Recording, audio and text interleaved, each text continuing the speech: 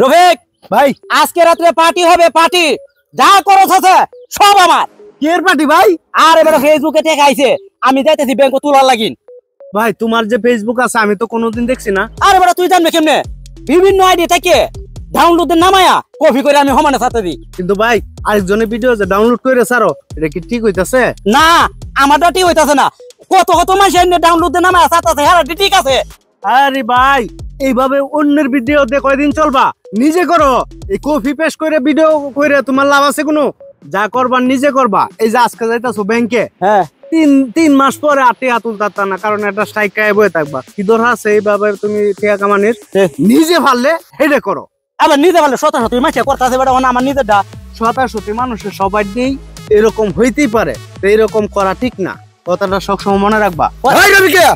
আমার ফেসবুক পেজে তুই স্ট্যাক মেসেজ করে তোরা আমি 6 মাস ধরে কইতাছি যে সুজন তুই আমার ভিডিও ছাড়িস না, এরপরেও তুই ছাড়স। কিটা করাম তোরে? আদর করাম? চিন্তা সত্যি বিষয়টা। আমি হ্যাঁ আইডি থেকে ফেসবুকে কিছু কপি করে এনে তোমার এই ভিডিও ছাড়ছি। হ্যাঁ মানে কি ভাষা কিছু পাইছি, হ্যাঁ স্ট্যাক মেরে বেরিয়েছে। এই বেটা তুই জানোস না একজন কন্টেন্ট ক্রিয়েটরের গাম পড়তে পড়তে একটা ভিডিও বানায়, আর এই ভিডিওটা যে তুই নে বস করে নে সাইরে দেস, এদিকে অন্যায় করতেছস না ভালো করতেছস? একজন পরিশ্রমটা কি করে এটা বুঝবে, মর্যাদা দিবে।